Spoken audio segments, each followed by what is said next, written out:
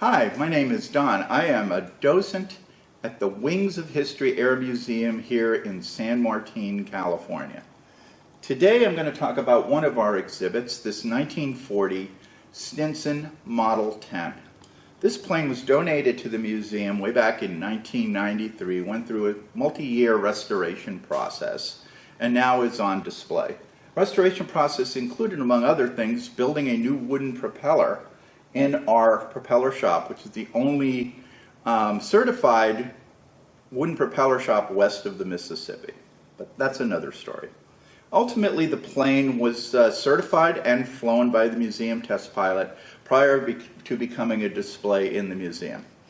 If you look at the plane, you'll notice the distinctive yellow and blue paint and the triangular symbol on the fuselage. That is the symbol of the Civil Air Patrol. A number of these aircraft were used to patrol the coastal waters of the eastern seaboard and Gulf coastal areas of the United States shortly after we entered the war, from the period of around March 1942 to August 1943. See, German submarines had started attacking our shipping off the coastal waters early in 1942, and as shipping losses increased, our government authorized the Civil Air Patrol to take these planes and fly them out of 21 bases along our coast. All in all, during the war, the CAP flew over 86,000 missions and logged over 244,000 hours of flight time. At the beginning, the crew consisted of a pilot and a radio observer, and there was no armament on the plane. What they would do when they spotted a submarine was to radio that activity to the base, and the base would dispatch either an Army or Navy aircraft to deal with the submarine. In addition to that, these CAP patrols also conducted search and rescue missions for survivors of Allied merchant ships that had been torpedoed by Nazi submarines. During the 18 months of operation, the CAP patrols spotted 173 U-boats, located 363 survivors of sunken ships, and reported 91 ships that were in distress. In May 1942, a crew was flying a mission when they spotted a submarine just off of Cape Canaveral, Florida. In an attempt to escape, the submarine ended up getting stuck in the mud and stayed stuck for about 42 minutes. The CAP airplane continued to circle the submarine, calling their base, asking for help to attack the submarine. However, neither the Army nor the Navy could respond quickly enough, and the submarine ultimately broke loose and escaped.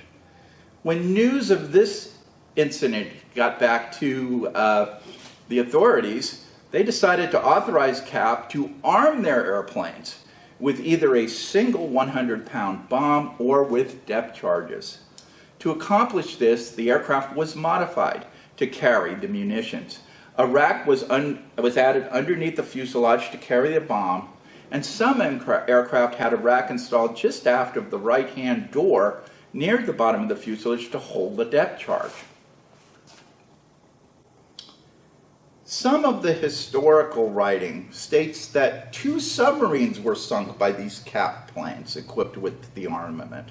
But that's a little bit in dispute. We don't know that for sure, but that's a story. During the overall operation, the CAP crew, there were 26 crew members lost and 90 airplanes. In the summer of 1943, the German submarines pulled back from our coastal waters due to what is described as increasingly effective anti-submarine tactics, and what one German leader described after the war as those pesky yellow planes. Now let's take a look at the emblem. Each of the bases had its own identifying emblem on their aircraft, and our museum aircraft proudly displays one of these on both the left-hand side of the fuselage, left and right-hand sides of the fuselage, just forward of the doors. Poor little plane trying to carry a very heavy bomb. Thank you for listening today. If you wish to learn more about the contributions of the Civil Air Patrol during World War II, I suggest you check out the video Sub-Chasers of the Civil Air Patrol on the History Guys channel. we will put a link to that below. Thank you again.